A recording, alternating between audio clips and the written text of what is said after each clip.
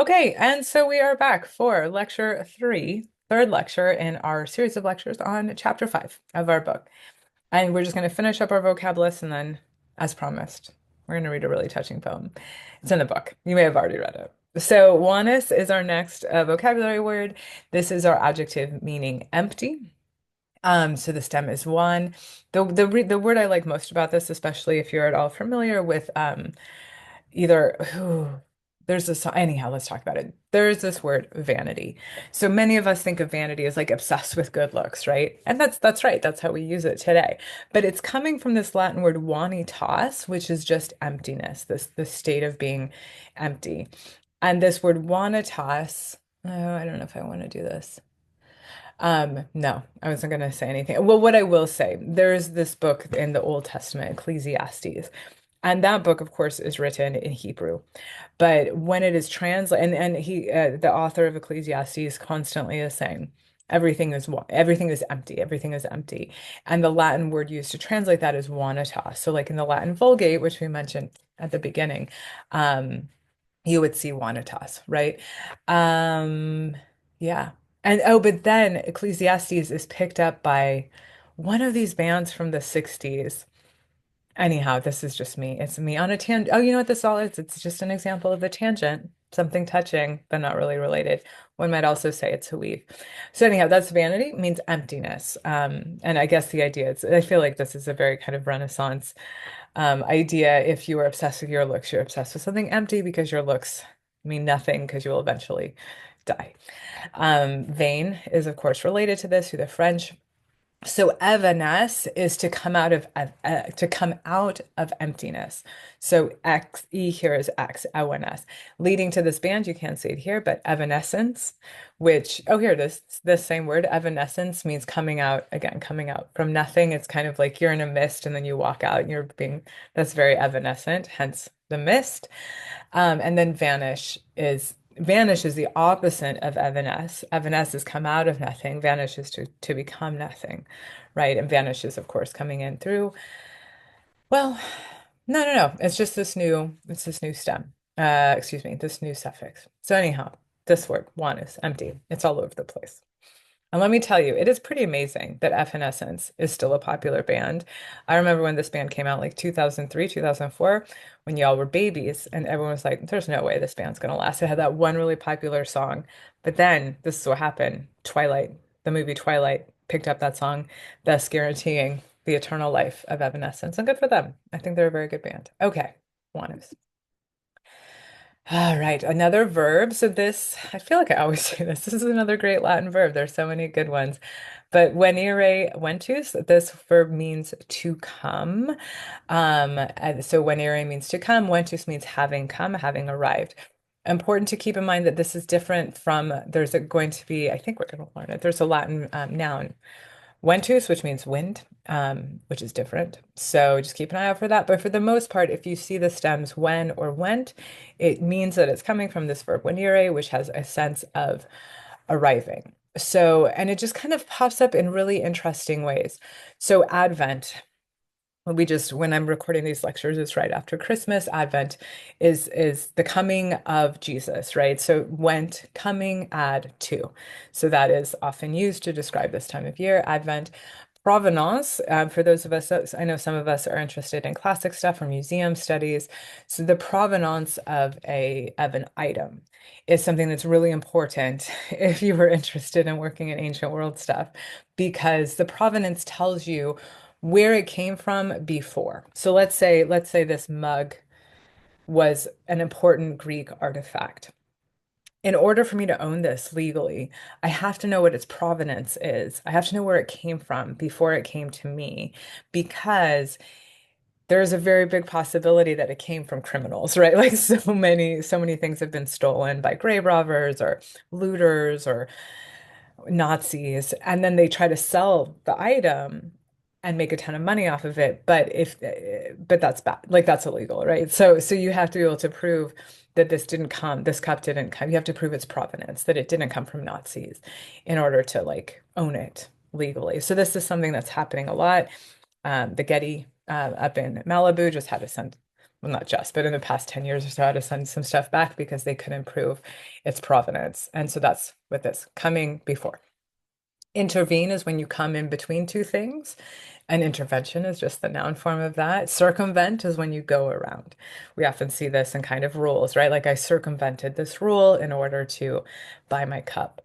Subvention, this is related to money. It pops up in the book. I have no money, so I don't think of this word too much, but subvention is when someone comes up to help you with money. But basically come up from under, subvention. Advent talked about. Adventitious means fortunate. So adventitious is taken on this word that has more of a sense of coming at the right time, timely, actually. Adventitious might work. And so adventure is, of course, related to that. And then, well, adventure. I mean, adventure is as the sense, but of going somewhere. But really, it's adventure is coming to you.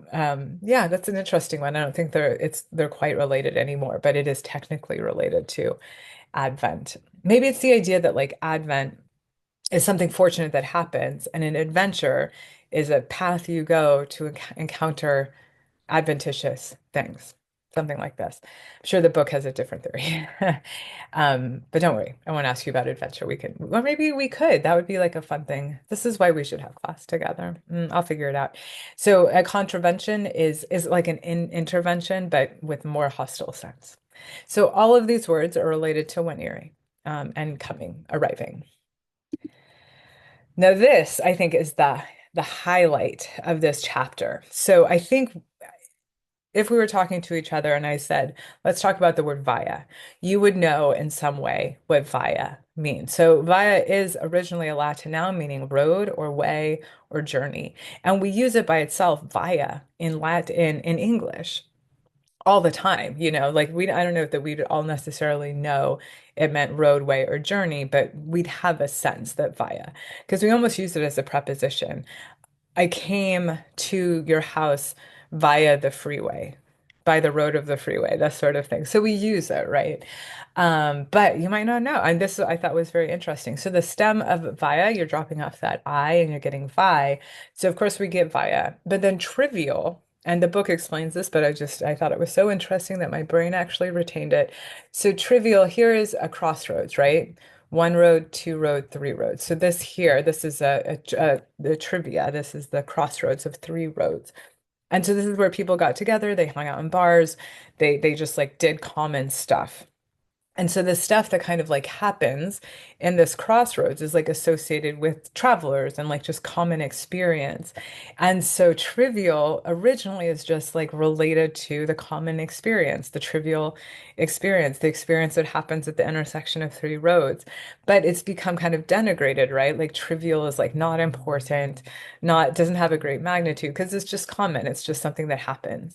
And so I thought that was fascinating. And then trivia is the same kind of thing. It's unimportant facts, right? Like who really cares? I've been watching the Pop Culture Jeopardy during the holiday break, and it's like who really cares, Oh, no, I can't think of any of the ones that were so silly. But yeah, so trivia is just stuff that you don't need to know for everyday life, but it's kind of funny that you do know it. Deviate is not quite like this. Deviate is when you go away from the road. So you're deviating, you're going away from the main path. And if you were a deviant, technically, we use this, I think, in a very specific term now, but really a deviant would be like if you think of that poem, I came across two paths in the woods and I took the road less gone by or whatever. You would technically be a deviant, right? Or really, we use it for something very specific now, but that was its original term. Okay, so this, I actually, believe it or not, I use a lot of stock images on the PowerPoint, whatever we get from SDSU. And it's very hard to find adults eating. It's really difficult to find pictures of grown-ups eating, which completely makes sense, actually. You can find tons of pictures of babies eating, but not a lot of pictures of grown-ups eating. And one of them was like mildly racist. But then I found this. So I'm sure that this is meant to be some sort of like sexy woman eating golden apple. I'm sure it's meant to be like some sort of weird biblical allusion. But anyhow, vorare voratus. This is our word meaning to eat. It's a verb. We get the stems VOR and VORIT from this word. So voracious. So this we use, I think, quite specifically in English now. We say she was a voracious reader, which is fine. She means like so hungry for literature. Voracious, I think, has come to have this sense of really hungry, but technically it means really into eating, which I guess is the same thing, though we use it metaphorically. Anyhow, so that's voracious. Voracity is the quality of wanting to eat, of being hungry. Devour is through the French, obviously, with that OUR ending, but that just means to eat up thoroughly. And then words ending in vorous. Now, this is where you should not have this little dot here. But so we use this all the time, omnivorous, herbivorous, carnivorous. So you would put what you're eating in front of vorous, right? So someone who's omnivorous is eating everything. And this, of course, would lead to the word omnivore, which would be the eater of everything, thus leading us to Michael Pollan's The Omnivore's Dilemma. We're not supposed to eat processed foods. Um, that'd be fun. That would be like what would the Latin word for eater of processed foods be? I don't know. I'll have to think about that. So anyhow, so that's Ferrari, Paratus. Okay, so this said this. Sorry, this should be Sensire. Sentire. I will put a T in here. But our book at the end of the book, not in the official vocabulary, but it gives us not the end of the book, at the end of the chapter, end of chapter 5, it gives us sentire sensus, meaning to feel or to perceive, or having been felt, having been perceived, and then introduces all of these stems related to it. So I just wanted to make sure to talk about it in case you missed it while going through the book, because I do want to use some of these words for quizzes and stuff. So the stems here are scent, sense, and sensu, leading towards like ascent. When you ascent, you feel at the same direction. When you descent, you feel differently. A presentiment. So we've already seen we saw prescience, we saw providence. Presentiment is to feel in advance. So when you have a presentiment of something, you have a feeling that something's going to happen before it happens. When you are sentient, you are a feeling being. Sensory is related to feelings. Now, so sensible theoretically just means capable of sense. Now, so sensible, and this is what I always think is so interesting. This book, Sense and Sensibility, I know many of us were exposed to it very young, right? Like junior high, high school. And practically speaking, there is really very little difference between sense and sensibility. So sense is like, that's how we think of it, right? Sense is you have the sense too. You don't have the sense, God gave a donkey or whatever. So sense is like intellect. Sensibility should just be like capable of being capable of having sense. But in English, and then sensible also, sensible itself means you're reasonable, you're smart, you think about things. But sensibility in maybe just British English has come to have this very particular definition of sensitive. So, sense in this contrast, sense and sensibility, sense is intellectual and sensibility is emotional. So, that's just completely arbitrary because they are really related to the same word. Consensus is feeling together. So, consensual is when two people are feeling the same thing, very important word. And of course, we get consent from this. Sensitive comes through the French, sensitif, capable of feeling, able to feel. And so many words are related to sentire and sensus, but they don't all, but many of them have very different meanings. So it's an important word to like, no, it's the root, but be flexible about what that root is actually doing and how it's changed. Okay, so we do learn a couple of suffixes in this chapter. They don't really mean anything. As the book itself said, these books, well, maybe it was in this chapter, but so they don't really add much translational value, but it's helpful, I think, to know if it creates an adjective or a noun, as I've mentioned before. So id creates an adjective, candid, florid, tumid. The book brings up tumid. This is coming from a Latin word tumera, tumescus, which means to grow, to swell. So something that's tumid is swollen. This is often used in sexy contexts. Something that's valid is strong. Something that's florid is flourishing. Well, not really. We've already talked about florid. But then or creates a noun and like an abstract noun at that. So there you can sometimes see R O R's creating like a person, like an auditor. But sometimes it creates an abstract noun. So candor is the condition of being glowing, condition of being honest. Tumor is something that has swollen. Valor is the condition of being strong. So that's also possible. So those are our suffixes. And then we also are learning the English suffix ish, which actually is related to the French. So if you look at the English parish, it's coming from the French paris, which is coming from the Latin perira, which means perira is actually that verb ire itus, to go, and then per is thoroughly. So perira literally originally probably meant something like to totally leave, but it came to mean to die, and obviously we have to perish is to completely go. Relinquere becomes French relinquis, which becomes English relinquish. And we've already talked about vanish, which is coming from the Latin evanescere through the French. So this is just an English suffix, just it exists. And these are all verbs, right? It looks like it creates a verb. It can create a verb. And then in English, we also have age, and this it is a very random. It does come from a specific Latin suffix, atticus or atticum, if it were neuter, but that doesn't really help at all. I think the one thing we can know is that age will create a noun, right? So umbrage, village, voyage, carriage, courage, foliage. These ages aren't, these words don't have many things in common. They're all kind of different, doing different things in the language, but they are all nouns. So there you go. And then I always enjoy this. The word umbrage is feeling. So umbrage is like if you think about it in English, it's kind of like having your back up. Do young people use that phrase, having your back up? It's being angry, right? It's feeling insulted. When you take umbrage, that's how we use it in English. I took umbrage at that response. It's you feel insulted. It's coming from the Latin word umbra, which means shade. So if you think about it, when you say I took umbrage at that response, you're saying I took shade, I felt the shade, right? So it's like related to this current, God, it's so awful for a middle-aged person to be like, I hear young people say shade, and here it is in ancient Latin. But I think that's right. Like it's one thing. The Romans, they were just like us. Anyhow, so that is age, the suffix age. And here it is, as promised, another poem. It's only our second poem, but I think this is a lovely poem and it shows you kind of how much you've learned already.